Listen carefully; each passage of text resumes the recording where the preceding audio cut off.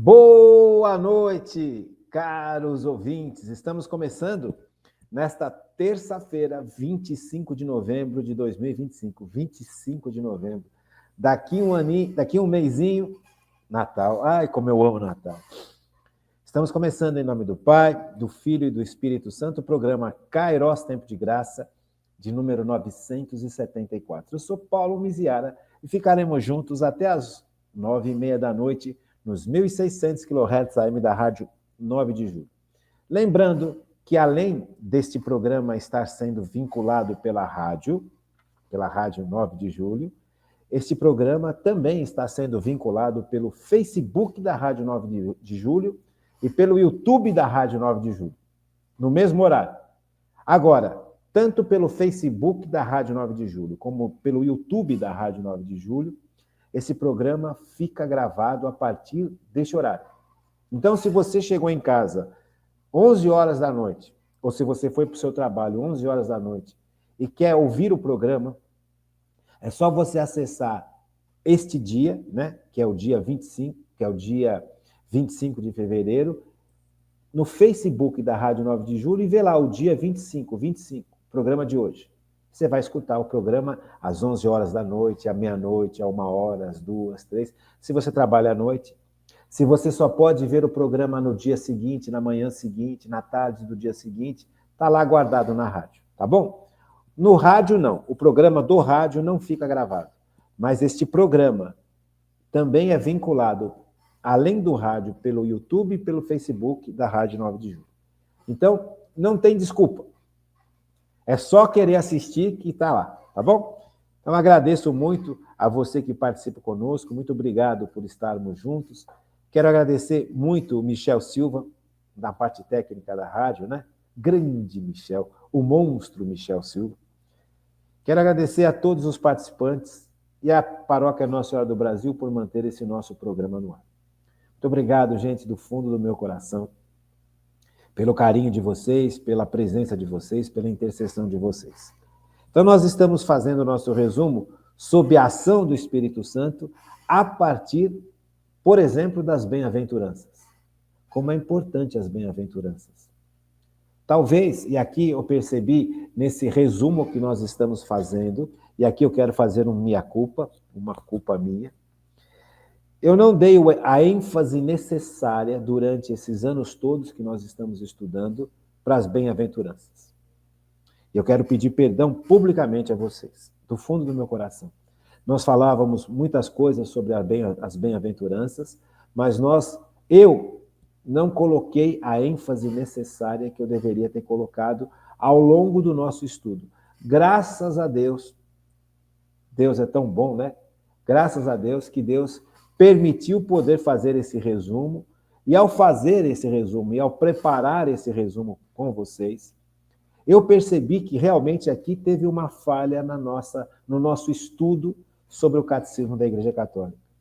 Eu não dei a atenção devida à importância do estudo das bem-aventuranças como nós estamos fazendo agora.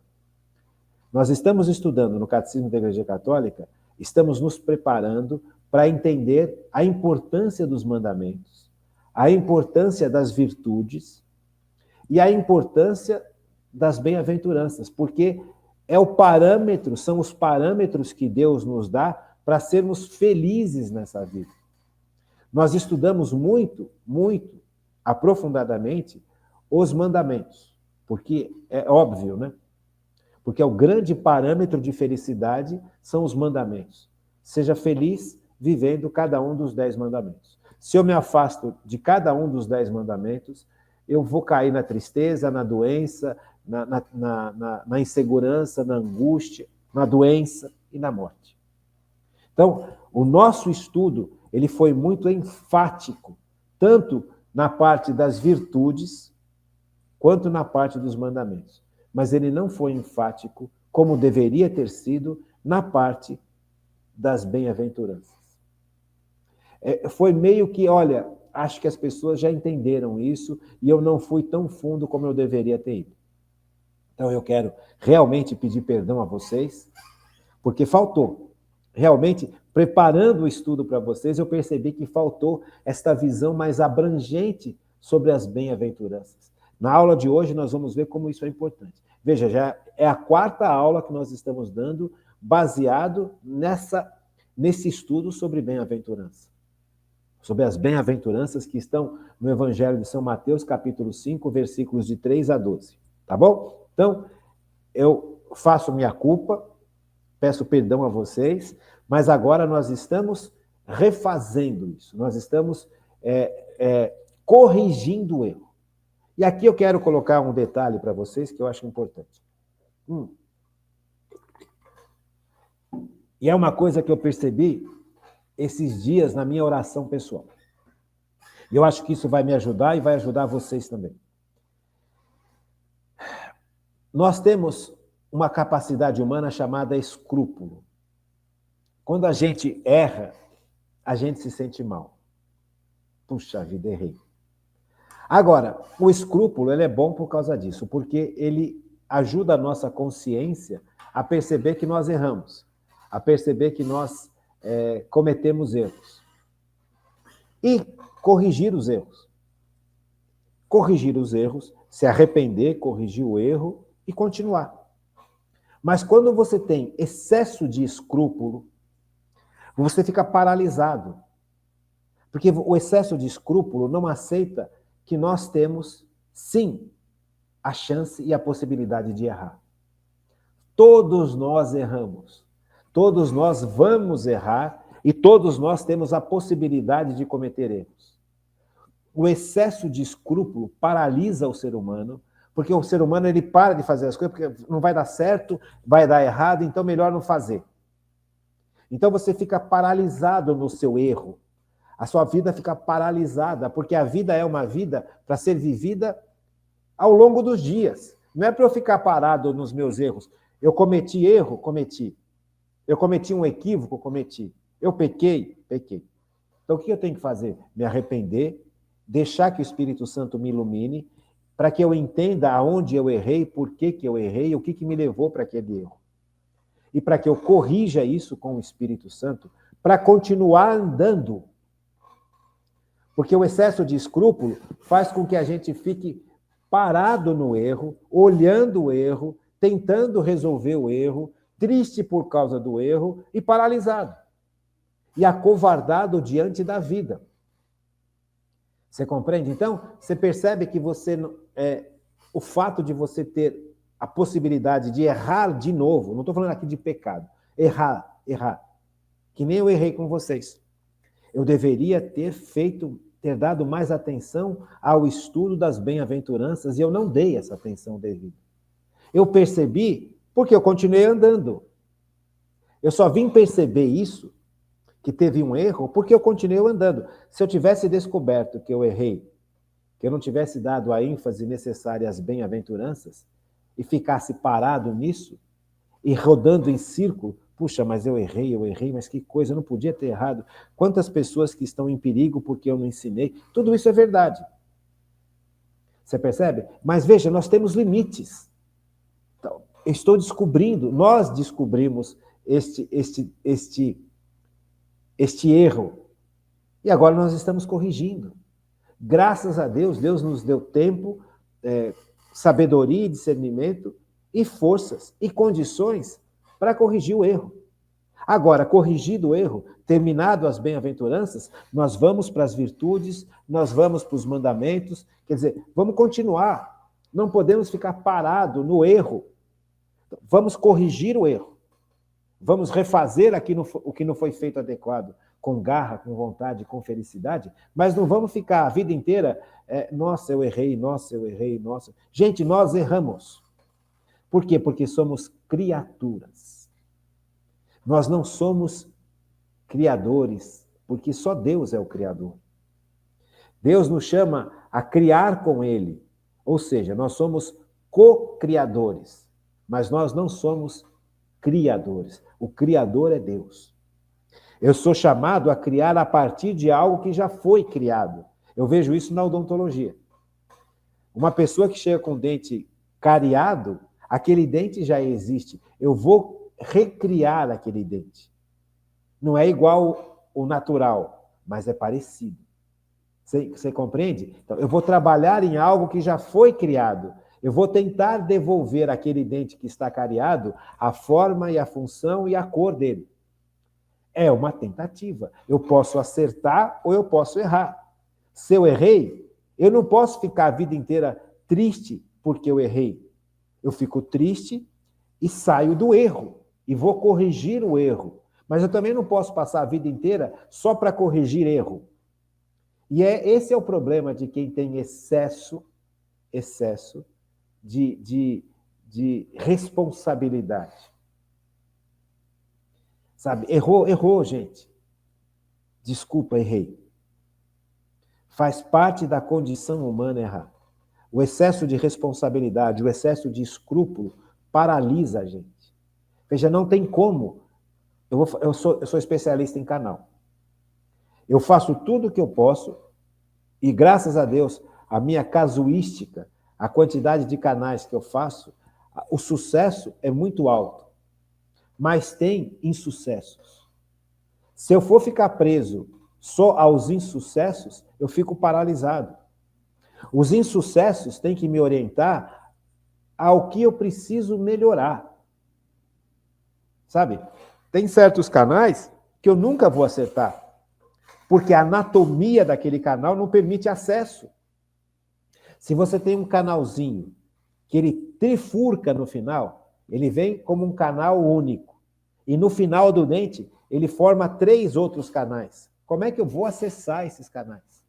É fisicamente impossível. Você compreende? Se você olhar na radiografia, você vai ver, o tratamento ficou bonito, mas o paciente continua com dor. Daqui uns 2, 3 anos já aparece uma lesão de novo no dente, na raizinha, lá na radiografia. E aí você fica triste, é evidente que você fica triste. Mas é claro que você fica triste. Quem ama o que faz, quem faz com responsabilidade, quem faz com dignidade, fica triste com o fracasso. Mas faz parte. O fracasso não pode me paralisar. O fracasso tem que ser, para mim, um trampolim para melhorar o que eu posso melhorar. Sempre sabendo que eu tenho limites. Sempre sabendo que você tem limites. Veja, a história que nós temos aqui, que nós estamos construindo no nosso estudo do Catecismo da Igreja Católica, é uma história linda, mas tem limites. Tem fracassos, tem erros, tem coisas que eu não percebi, que eu passei batido, e nós estamos retomando. Agora, se eu ficar para sempre me acusando que eu errei, não está certo isso, eu errei, ponto. Me perdoa, Deus me perdoa, eu peço perdão a Deus e eu acolho o perdão de Deus. E eu peço perdão a vocês e acolho o perdão de vocês. Percebe? Isso é importantíssimo, porque nós precisamos continuar andando. O excesso de responsabilidade, ou esse excesso essa angústia de ter errado, não pode me paralisar. Não pode te paralisar, porque a vida continua. Eu percebo que eu tenho essa característica. Eu me paraliso fácil. Quando eu constato os meus erros e os meus pecados, eu fico muito angustiado, muito triste, e essa tristeza me leva para uma paralisia, me leva para um medo. Sabe, no fundo, por trás disso tem um certo orgulho. Como que eu vou errar? Como que eu vou fracassar? Como é que eu vou pecar? Deus não quer que eu erre, Deus não quer que eu fracasse, Deus não quer que eu peque. Mas nós temos essa possibilidade. Então nós precisamos aprender a trabalhar com isso, aprender a aceitar o perdão de Deus. Se eu me arrependi do meu erro e confessei, eu vou ter que, depois de me confessar, acolher o pecado, o perdão que Deus me deu e me perdoar. E continuar agindo, e continuar andando, e melhorar no que é possível melhorar. Aí, se não for possível melhorar, sempre é possível melhorar um pouco. Sempre. Veja, o exemplo que eu dei, por exemplo, do canal que termina em 3 canaizinhos a partir de 1. Isso aí não tem o que fazer. O que pode fazer é fazer uma cirurgia e tirar a pontinha da raiz. É o que se pode fazer. Veja, tem limite, tudo tem limite. A perfeição só Deus tem. E nós chegaremos numa perfeição humana no céu. E é para o céu que a gente vive. Neste mundo, nós vamos passar por grandes imperfeições. E nós precisamos estar preparados para pedir perdão pelos nossos erros, acolher o perdão dos nossos erros e administrar este erro e este perdão de uma forma adequada. Excesso de escrúpulo não é de Deus. Veja, eu tenho este problema. O orgulho, ele se manifesta de várias maneiras na vida da gente. E este é um tipo de orgulho, sabe? Não se conformar ou ficar paralisado por causa do erro. Ter medo de agir, ter medo de tomar decisões, ter medo de enfrentar as consequências dos erros. Aqui por trás você tem um monte de traumas, de angústias, de ansiedades, de inseguranças, mas tem também orgulho. Então é importante que a gente abra a nossa cabeça. Veja, olha que coisa impressionante que é o estudo das bem-aventuranças. O número 1720 do Catecismo da Igreja Católica diz assim: o Novo Testamento usa várias expressões para caracterizar a bem-aventurança a qual Deus chama o homem. Veja, nós somos chamados por Deus a viver as bem-aventuranças. E aqui está o erro que eu cometi com vocês. Porque eu não dei atenção devida ao nosso estudo sobre as bem-aventuranças. Porque a bem-aventurança, o que é bem-aventurança? É felicidade plena. E a felicidade plena nós só vamos obter perfeitamente no céu. E é por isso que a bem-aventurança passa por esse ensinamento de Cristo, que nós vimos no Evangelho de São Mateus 5, versículos de 3 a 12, faz 4 aulas que nós estamos vendo isso, mas essas bem-aventuranças, é a forma como nós vivemos aqui para chegar no céu. Percebe? Aqui está o problema. Porque nós pensamos que a bem-aventurança é uma forma só de viver neste mundo. É também, mas não é só. Viver as bem-aventuranças que Jesus nos ensina é a forma pelo qual Deus quer nos levar para o céu. Percebe? Então, eu não vou conseguir ir para o céu se eu pensar como o mundo pensa. Porque o mundo pensa de forma orgulhosa, prepotente, individualista, egoísta, apegado aos bens, apegado ao comodismo, apegado ao orgulho. Não tem como eu ir para o céu pensando desse jeito. Não tem como, porque se eu penso desse jeito, eu vou decidir os caminhos que eu tenho que decidir nessa vida com esses parâmetros. E as decisões que eu vou tomar serão decisões péssimas, porque elas serão decisões em favor do pecado. Por isso que é importante a gente aprender o que é certo e o que é errado. Agora, eu preciso ter uma mentalidade diferente. E qual que é essa mentalidade diferente? A mentalidade que chega até mim através das bem-aventuranças. Então, bem-aventurados os pobres, bem-aventurados os humildes, bem-aventurados os que sofrem. Por quê? Porque esta é a forma de pensar de forma adequada. O que é o humilde? O humilde é aquele que compreendeu os seus limites. É aquele que compreendeu que o ser humano, machucado pelo pecado, tem facilidade de errar, de pecar, de cair. Por que ele é feliz? Porque ele não fica revoltado com a sua fragilidade. Na sua fragilidade, ele busca o poder de Deus que o suporta, que o sustenta. Por isso que ele é feliz. Você entende? Ele não é feliz porque ele descobriu o limite só. Ele é feliz porque, ao descobrir o seu limite humano, ele vai buscar o suporte adequado, que é Deus. É por isso que é feliz o humilde. Você entende? Ninguém é feliz de perceber que você é fraco. Veja, eu acabei de reconhecer, eu errei. Você acha que eu fiquei feliz de ter reconhecido que eu errei? Claro que não. Ninguém gosta de errar. Eu, pelo menos, não gosto de errar. Você gosta de errar? Eu não gosto. Mas faz parte da nossa realidade. Isso é humildade. A verdadeira humildade é você saber os seus limites. É você saber até onde você pode chegar.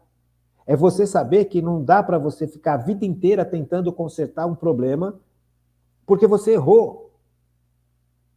Eu tenho limites para consertar o problema que eu causei. Até isso, gente, isso é super importante. E o excesso de responsabilidade me faz ficar remoendo esse problema para o resto da vida. Eu errei, então eu preciso melhorar. E eu deixei de viver. Eu deixo de fazer o que eu tenho que fazer, porque eu só estou preocupado com aquilo. Veja, até a condição de resolver os problemas que eu causei tem limites.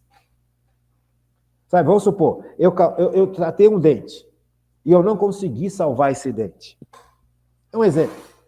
Eu tratei um dente, eu não consegui salvar esse dente. Fiquei triste. Por que eu sou assim? Eu fico muito triste quando eu não salvo o dente. Então, o que eu faço? Eu vou estudar para tentar melhorar o meu trabalho, para fazer com que eu perca menos dentes. Para que eu perca menos dentes no meu tratamento.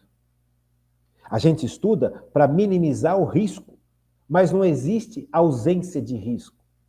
Você percebe? O excesso, o escrupuloso ao extremo, quer viver como se não houvesse risco, quer viver como se ele não fosse errar nunca mais, porque errar dói e causa consequências.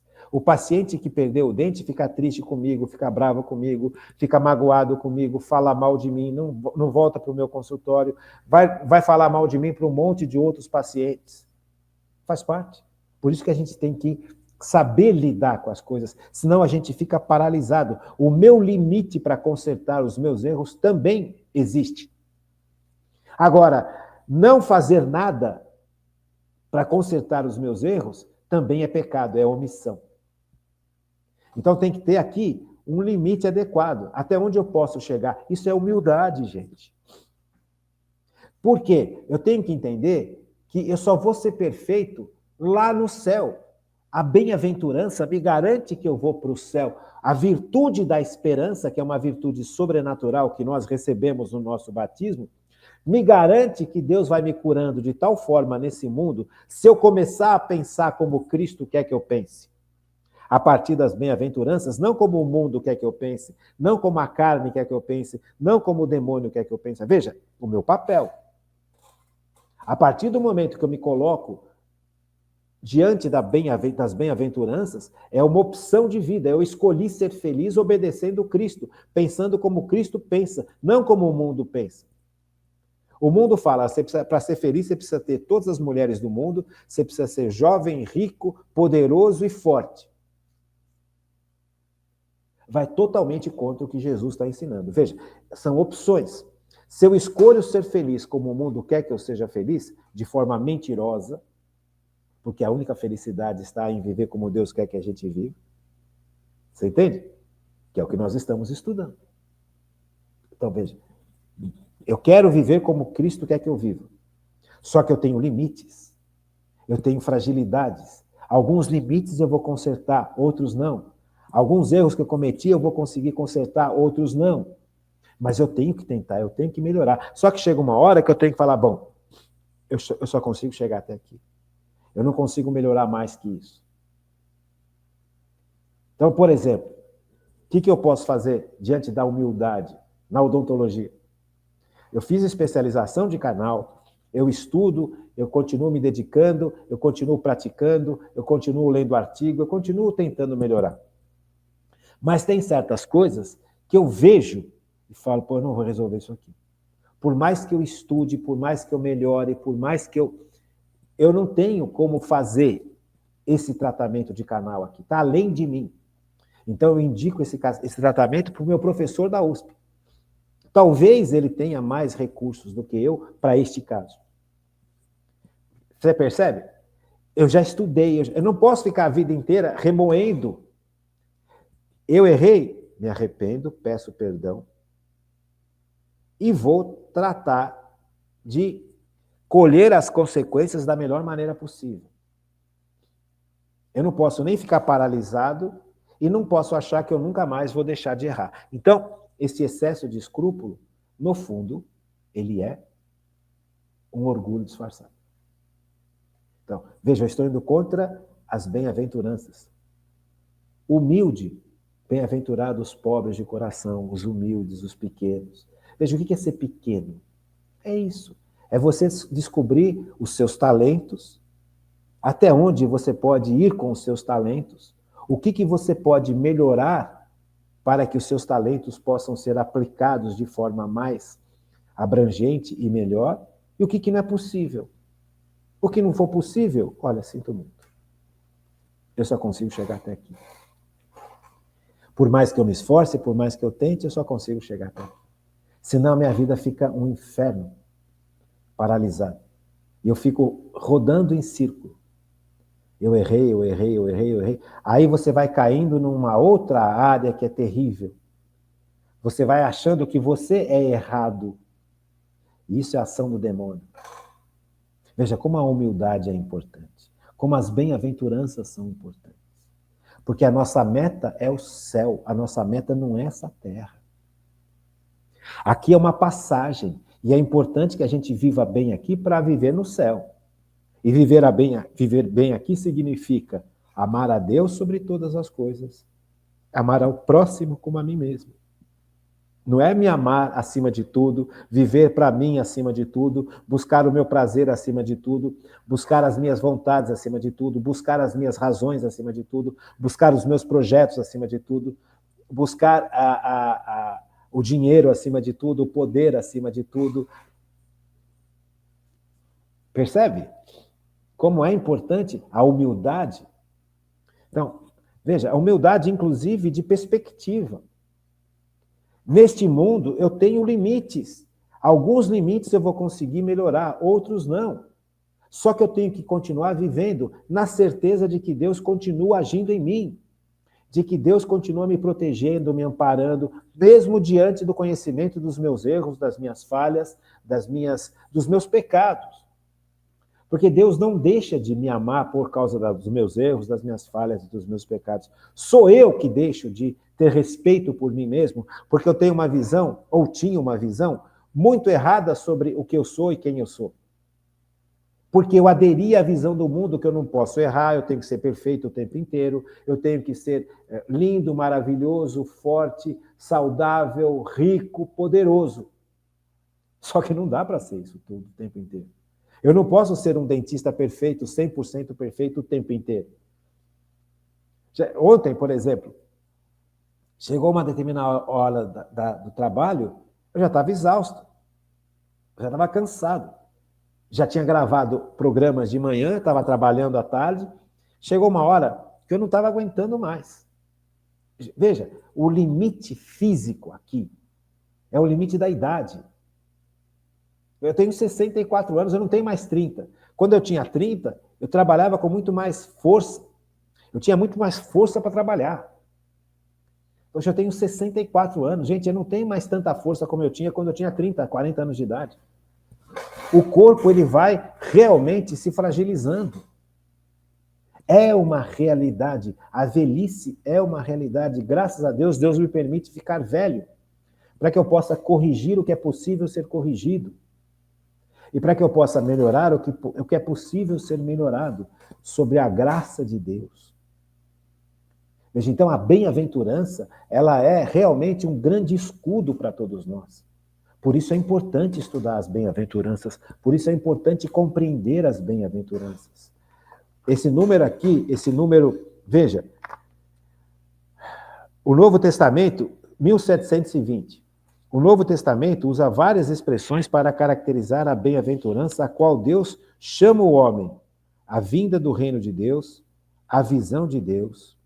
Felizes os puros de coração, porque verão a Deus. Entrada na alegria do Senhor, entrada no repouso de Deus. Você percebe? A bem-aventurança, ela é esta capacidade de nós nos ligarmos a Deus de corpo e alma. Sabe, os nossos pensamentos, a nossa forma de enxergar as coisas é que faz com que a gente tome as decisões. Se eu enxergo o mundo com o óculos do orgulho, eu vou tomar decisões orgulhosas. Se eu enxergo o mundo com os olhos do ateísmo, eu vou tomar decisões e vou viver de forma ateia. Se eu enxergo o mundo através dos olhos do medo, eu vou tomar decisões baseadas no medo e ficar paralisado. E a vida foi feita para ser vivida dia após dia. Você percebe? O terceiro ponto que leva o homem a crescer na sua dignidade é viver a vida no seu dia a dia. Não é ficar paralisado. O escrúpulo me leva a olhar a vida com medo, com receio, com ansiedade, com paralisação. Mas não é assim que eu vou crescer como ser humano. Se eu ficar paralisado no meio, eu não vou agir. Se eu ficar paralisado por causa do medo, eu não vou agir quando eu tiver que agir. Você entende? Eu vou me excluir da ação. E é na ação, é no dia a dia, é na vida, é no serviço, é na doação que a gente vai crescendo. E aí a nossa dignidade humana aparece. Porque nós estamos desenvolvendo todo o potencial que Deus deu para a gente. Agora, se eu morro de medo por causa dos meus erros, de agir, como que eu vou desenvolver os potenciais que Deus me deu de forma natural e a graça que Ele derrama sobre nós de forma sobrenatural? Vai ficar tudo parado. E aí eu não me vejo digno, eu não me vejo gente. Eu caí na armadilha do mundo, eu caí na armadilha do demônio. Eu não sirvo para nada, eu sou um errado. Mentira. Eu errei. Com o erro eu posso melhorar. E com o erro eu posso aprender os meus limites. Dentro dos meus limites tem coisas que eu posso melhorar e devo melhorar. E devo melhorar. E tem coisas que eu não vou conseguir ultrapassar além daquilo que eu já melhorei. Isso é humildade. Por isso a importância das bem-aventuranças. Veja, se eu me vejo fora do conceito de entendimento que Deus tem das coisas, eu me vejo de forma equivocada. Deu para entender? Veja, isso é muito sério. Continua aqui, ó. 1721. Deus nos colocou no mundo para conhecê-lo. Isso aqui é o básico do básico do básico do básico. Isso aqui nós estudamos bastante. Mas nós não ligamos isso que nós vamos falar agora, com as bem-aventuranças. Nós ligamos isso que nós vamos falar agora com as virtudes e com os mandamentos. Aqui está o erro. Porque as bem-aventuranças é uma forma adequada de pensar. Pensar como Cristo pensa, não como o mundo pensa, não como a carne pensa e não como o demônio pensa. Porque nós todos buscamos a felicidade. E os caminhos que nós buscamos a felicidade são os caminhos que vão definir que felicidade nós teremos. A felicidade verdadeira ou as felicidades falsas que o mundo, a carne e o demônio nos oferecem. Então veja, isso aqui que nós vamos ler agora é importantíssimo. Isso nós estudamos bastante, mas nós não levamos em consideração no nosso estudo, nós levamos em consideração o poder que Deus nos dá para escolher o caminho certo. E quais são os caminhos certos? O poder que Deus nos dá para escolher os caminhos certos são as virtudes teologais e os dons de santificação. E os caminhos certos para a felicidade são os mandamentos. Isso nós estudamos bastante. Mas nós não estudamos de forma adequada e profunda o pensamento. Como pensar de forma adequada, de acordo com Cristo, para poder escolher o caminho adequado, que são as bem-aventuranças. Está claro? Então isso aqui é muito sério. Ó. Deus nos colocou no mundo para conhecê-lo, servi-lo e amá-lo. E assim chegar no paraíso. Deixa eu limpar o nariz aqui um pouquinho. Porque isso aqui é importante, eu quero estar com o nariz bem limpinho para poder respirar bem e explicar bem para você, porque isso aqui nós precisamos melhorar. Veja aqui, vamos lá. 1721, do Catecismo da Igreja Católica. Se você não tem Catecismo da Igreja Católica, por favor, compre um Catecismo da Igreja Católica. Não é tão caro, gente. Não tem como a gente estudar o Catecismo da Igreja Católica sem ter o Catecismo. Porque tem muita coisa que é falado aqui no catecismo que você precisa ler. Eu não tenho como passar isso pelo vídeo.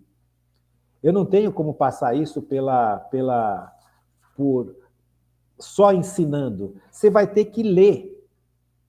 Você vai ter que ter dúvida, você vai ter que me questionar, você vai ter que mandar uma pergunta. Olha, não entendi, me explica de novo.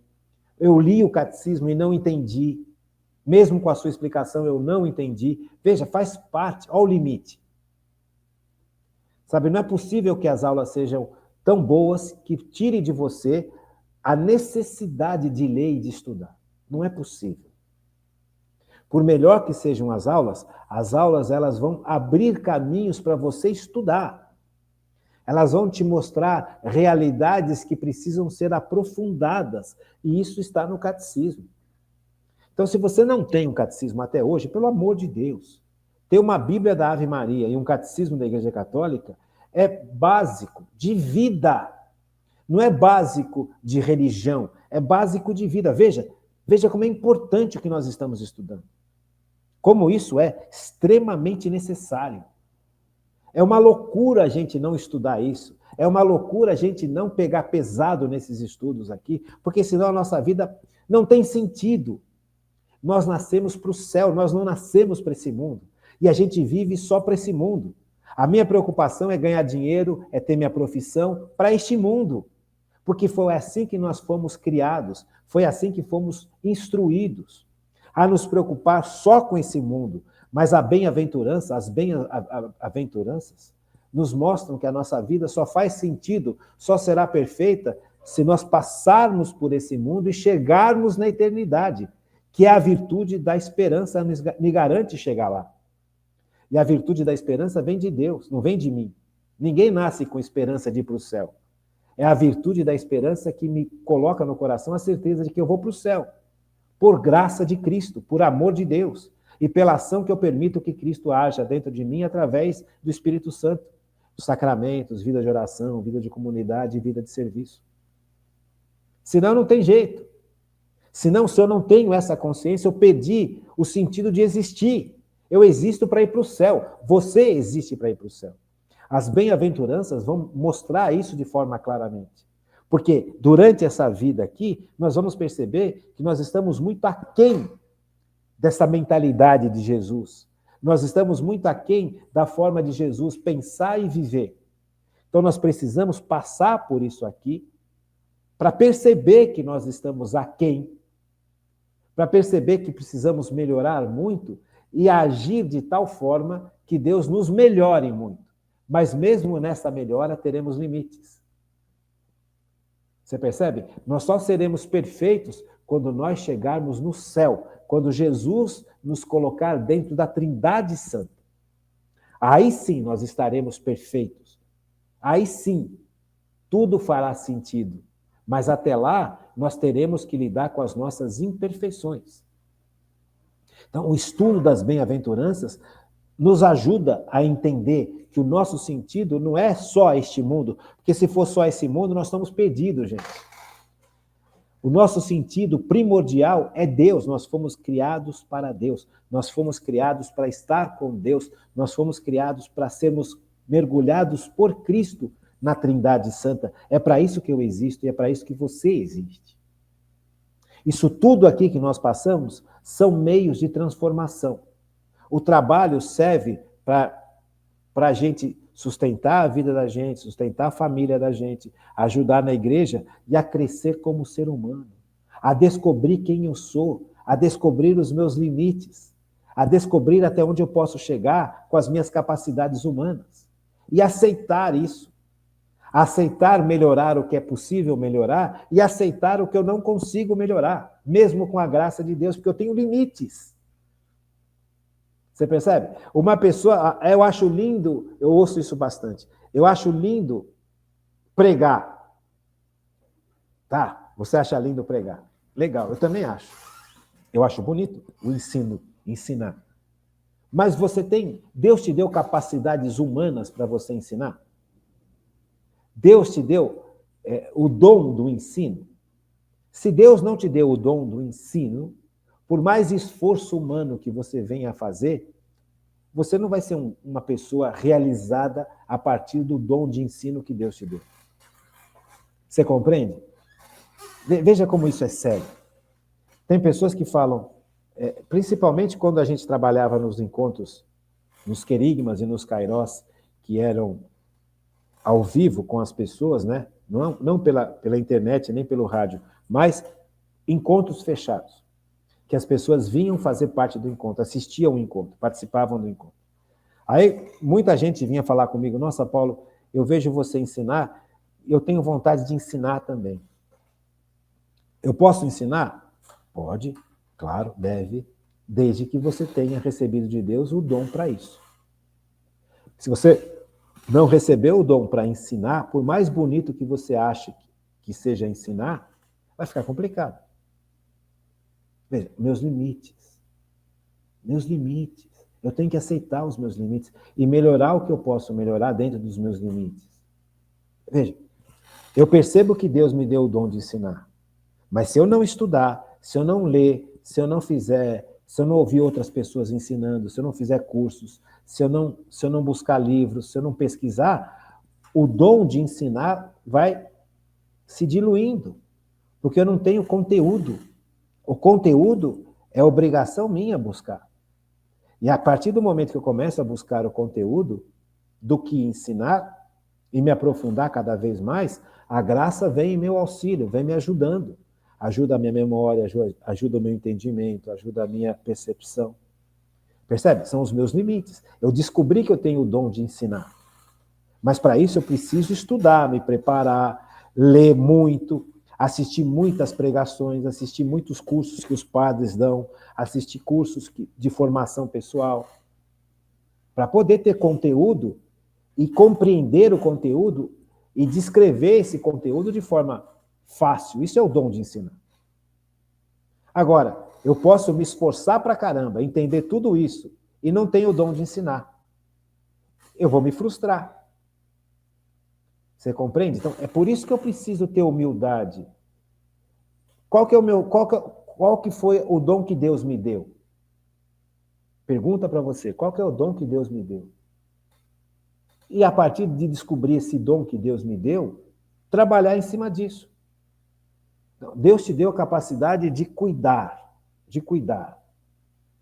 Então, você cuida muito bem das coisas, você cuida muito bem das pessoas, você cuida muito bem das empreitadas que você faz, você administra bem, você é organizado, organizada, você tem perspectiva de futuro, você tem uma perspectiva de como as coisas podem acontecer, aonde eu preciso melhorar na empresa. Quer dizer, Deus te deu outra capacidade diferente da minha.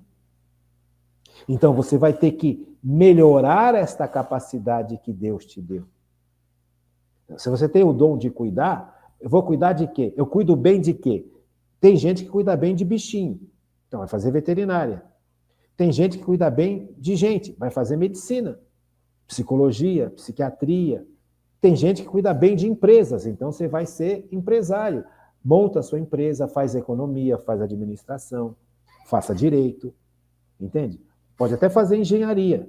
Se você tiver uma capacidade administrativa bem direcionada, você vai se realizar.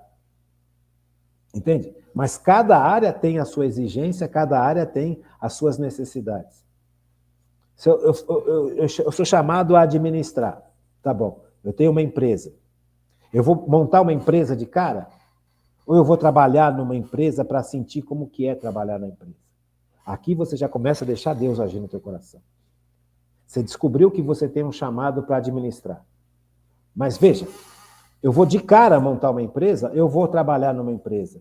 Porque aí eu vou sentir a dificuldade, o que é ser empresário e o que é ser empregado. O bom empresário, ele é um bom empregado. O mau empresário, ele é um mau empregado e vice-versa. Porque como empregado, eu vou sentir o que é ser empregado. Como empresário, eu vou perceber como é difícil ser empresário.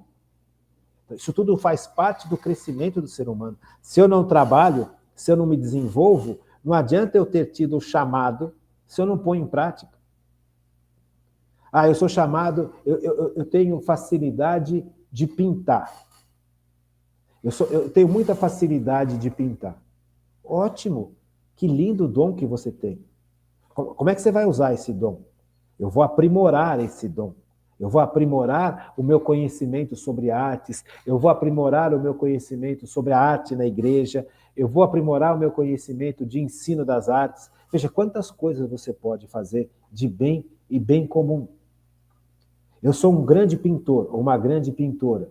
Eu posso fazer quadros maravilhosos, mas eu posso desenhar uma série de sequências bíblicas e fazer um livro para criança.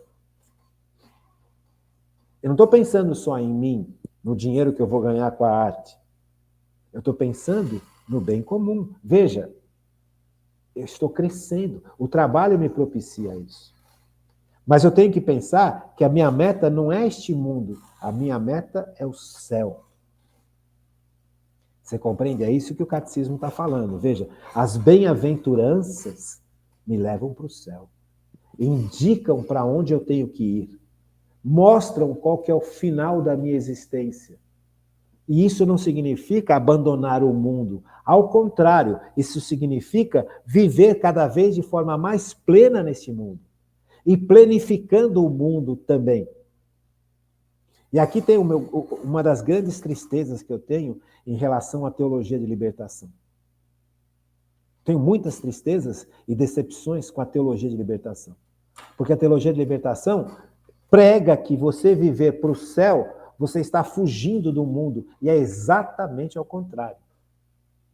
Quando você vive para o céu, você está colocando em prática as bem-aventuranças, as virtudes teologais, as virtudes humanas, os dons de santificação e os mandamentos. E quando você vive neste nível, você não só cresce como ser humano, porque você vai para o céu, você ajuda os outros a crescerem e você transforma o mundo. Então, um dos grandes erros, e aqui os papas e os homens sérios da igreja apontaram esses erros da teologia de libertação, que são gravíssimos, que acham, a teologia de libertação acha que se você viver para Deus e para o céu, você está se alienando do mundo, você está fugindo do mundo, como se a santidade fosse uma fuga do mundo. E ao contrário, exatamente ao contrário. Vamos continuar aqui no nosso segundo bloquinho? Veja, a bem-aventurança cristã. Deus nos colocou no mundo para conhecê-lo, servi-lo e amá-lo, e assim chegar ao paraíso. A bem-aventurança nos faz participantes da natureza divina. Porque Deus é assim. Deus é bem-aventurado. Deus é feliz. Deus é realizado. Quando nós vivemos as bem-aventuranças, nós pensamos como Deus que é feliz. Então, o pensamento de Deus é diferente do pensamento do mundo em todos os sentidos. Mas o pensamento de Deus faz de Deus ser perfeitamente feliz. As ações de Deus fazem de Deus ser perfeitamente feliz. Percebe? Então, quando nós passamos a pensar como Deus pensa, nós estamos participando da felicidade de Deus. E aí a gente descobre o que realmente nos faz feliz. Então eu começo a participar tanto fisicamente da natureza de Deus, como espiritualmente, porque Deus derrama a graça dele, Deus derrama o Espírito Santo dele, para que o Espírito Santo vá me transformando cada vez mais à imagem e semelhança desse Deus. O Espírito Santo vai fazendo com que eu possa pensar cada vez mais parecido com Deus. O Espírito Santo, agindo dentro de mim, faz com que eu possa viver agindo como cada vez mais parecido com Deus age. E aí eu vou ficando cada vez mais parecido com Deus, pensando cada vez mais como Deus, e cada vez mais realizado, e cada vez mais feliz, e cada vez mais sobrenatural. Porque no meu batismo, no seu batismo, nós recebemos a capacidade de viver essa realidade. Nós recebemos um organismo novo. Nós somos novas criaturas. Por isso a dignidade do ser humano. No batismo, nós nos tornamos realmente filhos de Deus. Nós nascemos de novo. Somos novas criaturas. Nós não somos mais como éramos. Agora eu posso pensar como Deus pensa e eu posso agir como Deus age. Porque não só fui transformado, mas o Espírito Santo continua esta transformação ao longo da vida. E aí você compreende o que São Pedro fala na sua segunda carta. Veja, São Pedro fala isso. Ó. Nós somos participantes da natureza divina, de forma direta e de forma indireta. De forma direta, porque eu me tornei filho de Deus em Cristo. E de forma indireta, que é também direta, né? Direta e indireta, porque você começa a pensar como Cristo pensa, agir como Deus, como Cristo age. E cada vez que eu penso como Cristo pensa e ponho em prática, eu estou ficando cada vez mais parecido com Deus. Eu estou participando literalmente da natureza divina. Eu como uma simples criatura. Gente, isso é muito grande. Vamos pegar segunda carta de São Pedro, capítulo 1, versículo 4. Segunda carta de São Pedro escreve duas cartas. A primeira carta de São Pedro e a segunda carta de São Pedro. Pedro é o primeiro papa da igreja. Na segunda carta de São Pedro, capítulo 1, versículo 4, Pedro fala o seguinte, a partir das virtudes cristãs. O poder divino deu-nos tudo o que contribui para a vida e a piedade. Percebe? Nós não dependemos só da gente. A capacidade para pensar como Deus pensa vem de Deus em nosso favor. A capacidade de agir como Deus age vem de Deus em nosso favor. Desde que a gente pense ou queira pensar, ou saiba como Deus pensa, a partir das virtudes, a partir das bem-aventuranças. Dá para entender? Veja, o poder divino deu-nos tudo o que contribui para a vida e a piedade. Eu não posso contar só comigo, porque eu comecei o programa falando eu sou frágil, eu errei. Eu preciso ter consciência da minha fragilidade. Isso é humildade, é consciência da minha fragilidade. Mas eu não estou condenado à minha fragilidade eternamente, porque Deus vem em meu socorro, com a sua força. E aqui está a beleza da bem-aventurança, é descobrir isso, que apesar da minha fraqueza, apesar da minha impotência, apesar dos meus limites, o limite de Deus não existe. Deus é onipotente. Ele vem em minha ajuda. Ele ajuda a pensar como ele pensa. Ele primeiro me fez ser capaz de pensar como ele pensa a partir do batismo.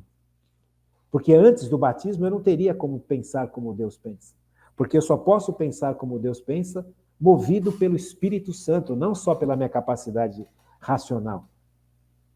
Por isso que nós estudamos os dons de santificação. Então veja, a ação do Espírito Santo é importantíssima, porque o Espírito Santo me possibilita ter a capacidade sobrenatural de pensar como Deus e de agir como Deus e de que isso faça parte da minha existência de agora em diante. Não é só uma capacidade que está lá fora, é uma capacidade que eu já tenho. É um potencial que eu preciso aprender a desenvolver. É isso que o batismo me deu. Esta vida nova. O que é vida nova? É a capacidade de pensar como Cristo pensa. Como é que Cristo pensa? Ele revelou nas bem-aventuranças. Como é que Cristo age? Ele revelou nos mandamentos. E da onde Deus tira a força? Ele revelou nas virtudes e nos dons. E eu posso viver desse jeito agora, como Cristo vive. Por isso que São Pedro fala, o poder divino deu-nos tudo o que contribui para a vida e a piedade, fazendo-nos conhecer aquele que nos chamou para a sua glória e sua virtude. Por elas, pelas virtudes, temos a entrada nas posses das maiores e mais preciosas promessas, a fim de tornar-vos, por este meio, participantes da natureza divina.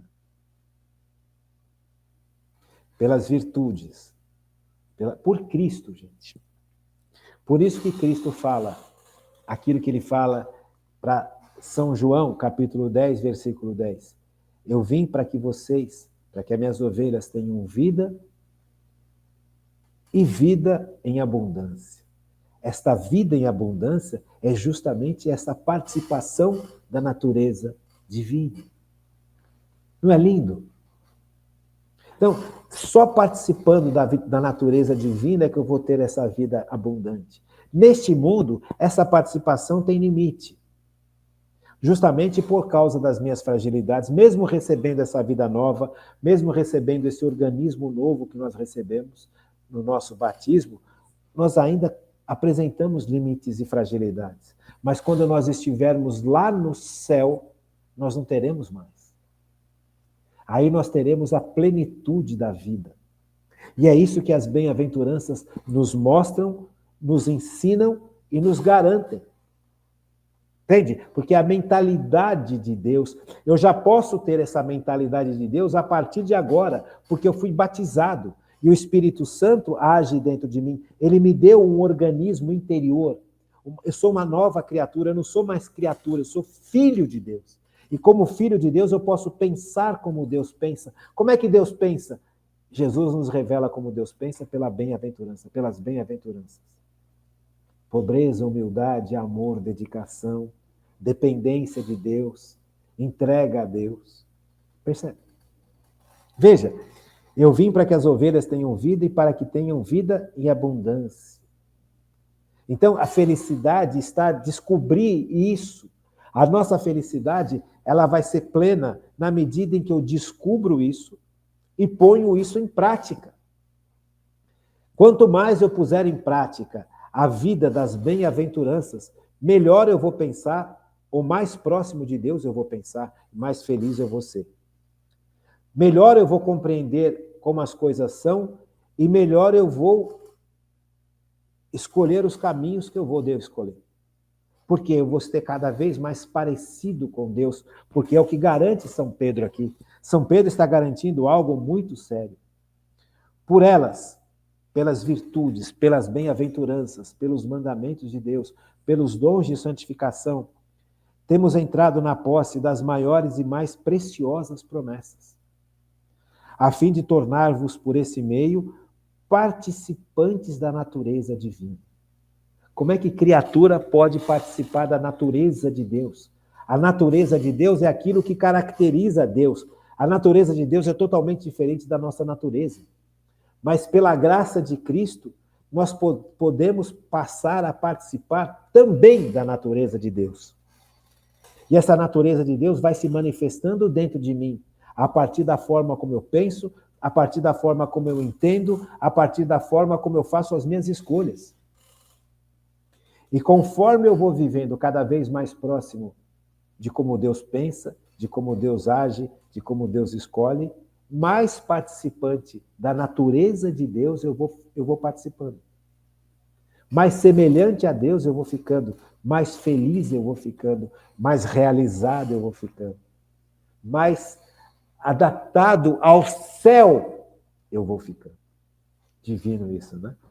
Veja o que Cristo conquistou para a gente. Se Cristo não tivesse morrido naquela cruz e ressuscitado, nós não teríamos nada disso. Nada, absolutamente nada. A nossa vida não teria mais sentido, porque nós fomos criados para o céu. É o que fala o Catecismo da Igreja Católica. Deus nos colocou no mundo para conhecê-lo, servi-lo e amá-lo, e assim chegar ao paraíso. 1721. A bem-aventurança nos faz participantes da natureza divina. Acabamos de entender. Da natureza divina e da vida eterna. Com ela, o homem entra na glória de Cristo e no gozo da vida trinitária.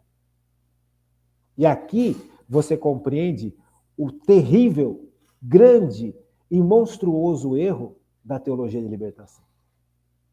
Então, nós não precisamos brigar com as pessoas que ainda acreditam na teologia de libertação, que é uma grande heresia, se transformou numa grande heresia dentro da igreja.